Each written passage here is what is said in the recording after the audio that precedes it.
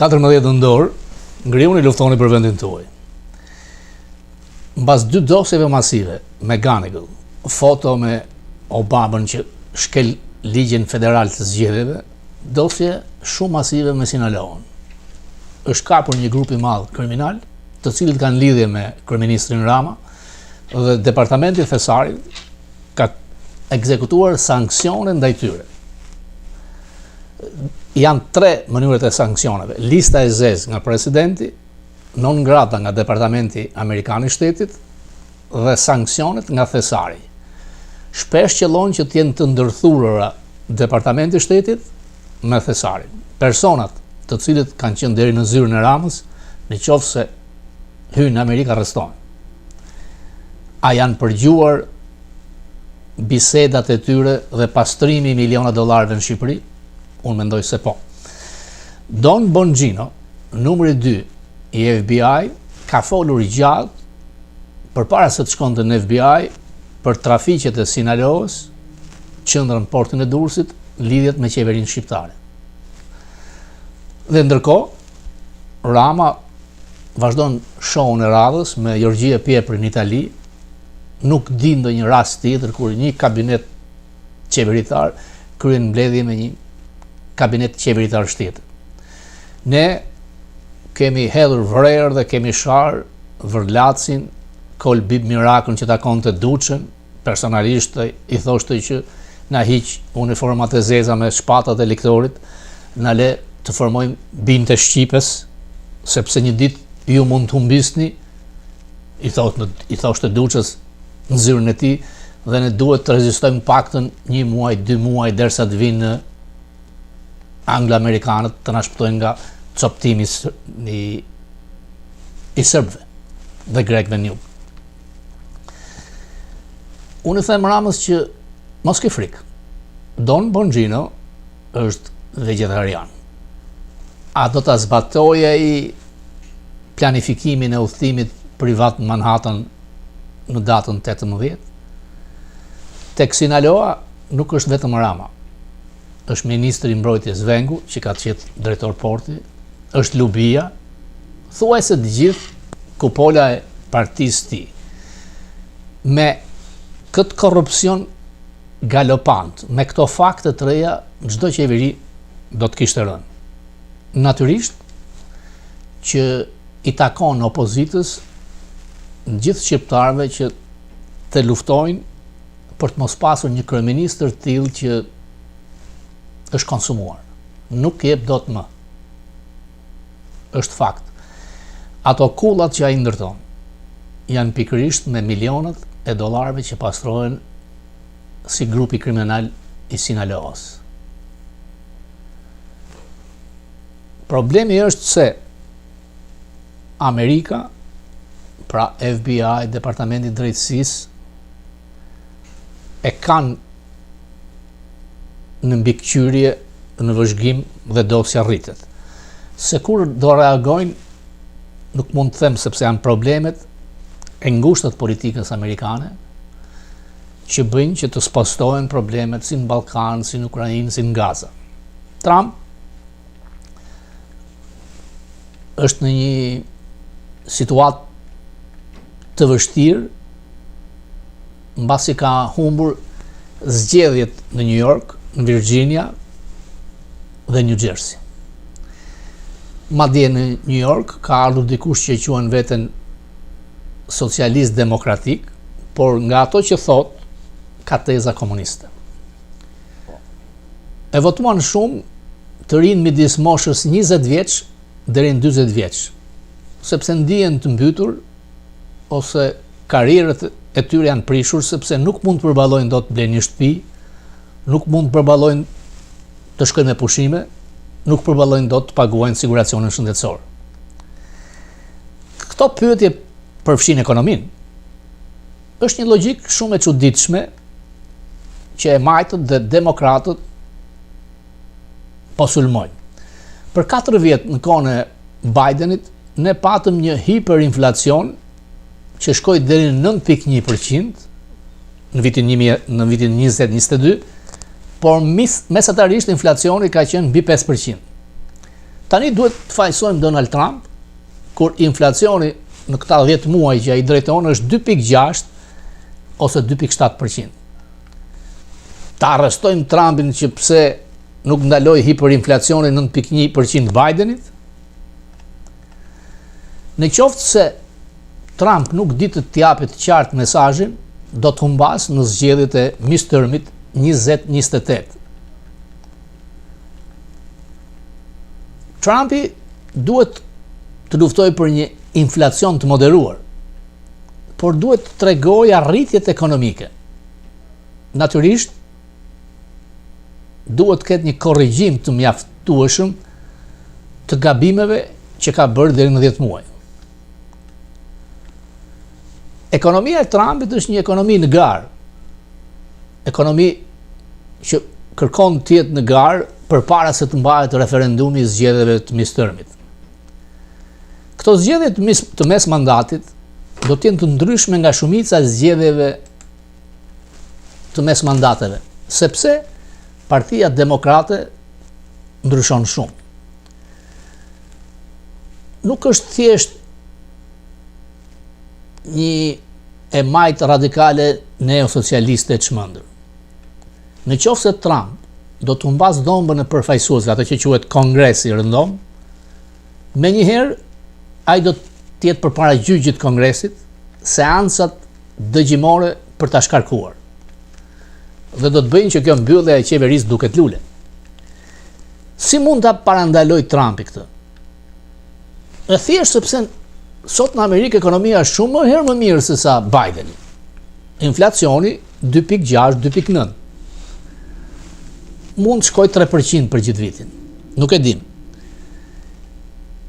Rritja ekonomike është 3%, por Banka Federale e Atlantikut thotë që mund të shkojë edhe 4%. Tregu i aksioneve është niveli më të lartë historik. Por media kontrolluar nga korporatat nuk i jep këto mesazhe. Ata urrejnë Trumpin, duan ta shkatrojnë. Pra, fillimisht thanë që në qoftë se Trump do të ketë tarifa, do të kemi një luftë tregtare tarifore. Nuk patëm. Thanë që do të shkatronte sistemin ndërkombëtar tregtar. Asgjë nuk ndodhi. Thanë që do të kemi një luftë tregtare me Kinën, edhe kjo u zbut me takimin që Trump pati me presidentin kinez. Nuk patëm një kolaps të tregjeve të aksioneve të Wall Streetit. Dhe nuk patëm recesion, se kjo na tha nga media. Por Trumpi është në garë që këto tre gjëra të jap me një mesazh të fokusuar, por natyrisht që ka rënë në grackën e dosjes Epstein, kur ka rënë urdhër për Patel dhe për Bondin që emri i tij të redaktohet. Kongresi do të kalojë. Administrata e tij duhet të thotë se çfarë ka ndodhur në këta 10 muaj në krahasim me 4 vitet e Bidenit. Në këto 10 muaj kemi 1 milion fuqi nafte më shumë të nxjerra në Amerikë. Çmimi i benzinës aktualisht është 2.98 për gallon. Thuajse 50 cent më pak se mesatarisht me Bidenin ishte $3.46. Në qoftë se ulet çmimi i energjisë, do të kemi rritje ekonomike. Në lidhje me mbylljen e qeverisë, ishte loja e demokratëve. Donin të ndëshkonin presidentin Trump, por dhe Trump ka përgjegjësinë e tij. Mbas epidemisë së Covidit, siguracioni shëndetësor i Obamës për njerëzit me ardhurë të ulta u shty. Pra, por Trump hoqi atë gjobën që vije. Në këtë pollin e madh të njerëzve që paguajnë për siguracione, duhet paguajnë dhe të rinj që nuk janë smur për të mbuluar këta me sëmundje kronike. Obama vuri si kusht, në qoftë se ti nuk paguan, do të paguash një penalty. Trump e hoqi dhe kjo bëri të rritet çmimin.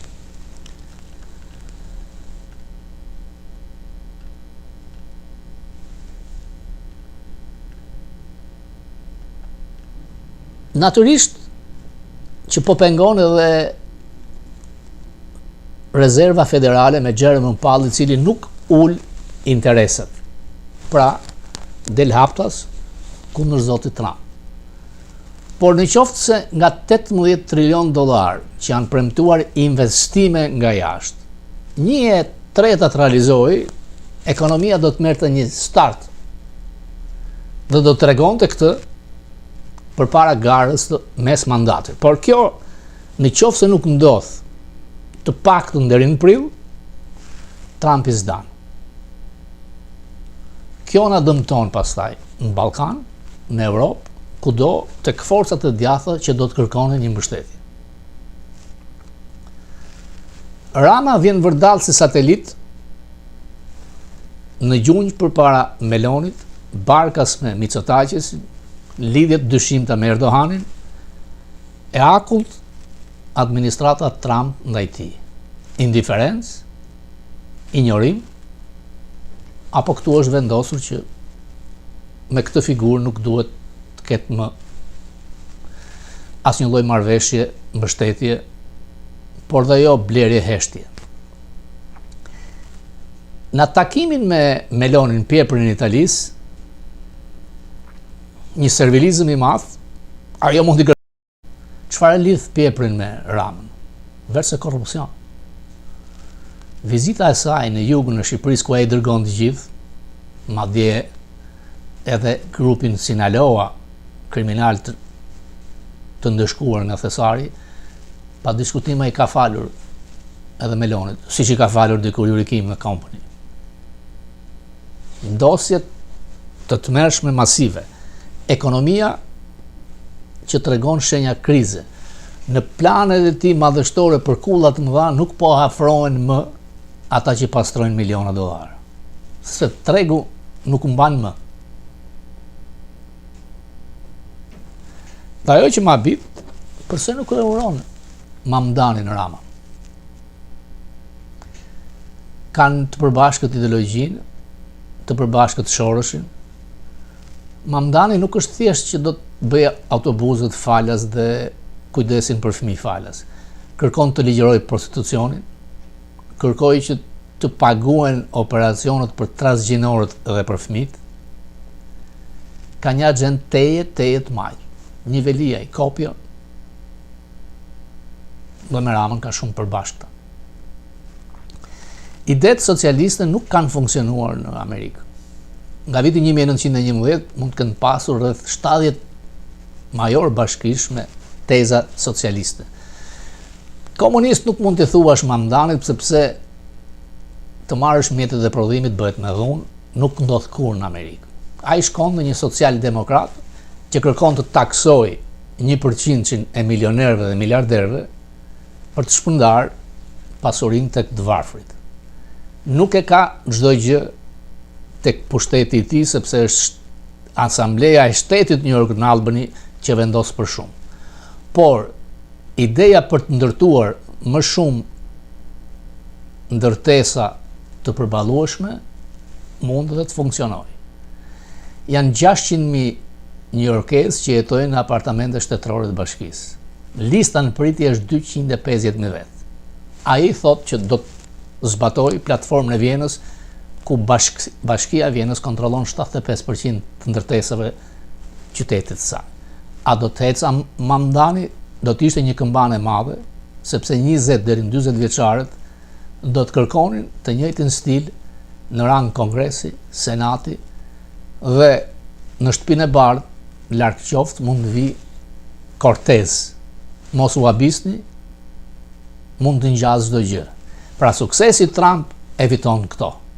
Ndryshe e majta rikthehet përsëri, do të rëzjerojë numrin e Gjykatës Supreme, do të shtojë 2 shtete për të pasur 4 senatorë, 8 vota elektorale, e pamundur t'i largosh nga pushteti. Shpenzimet pafund të majtës janë dhe majta elita e saj milionere, Nancy Pelosi u largua dhe për 40 vjet në stoqe ka fituar 137 milion dollar, ajo që s'ka i den fare nga si biznes. Njohuri, di se si luajnë stoqet, blerje shitje. Qeveria është e korruptuar në Amerikë, dhe pse sistemi është më i mirë në botë. Nuk shpëton dot nga korrupsioni, por këtu ndëshkohesh. Urojmë, shpresojmë, besojmë të ndëshkohet ajo e cilëson Palloshi i madh, kampioni i korrupsionit në Europën Juglindore.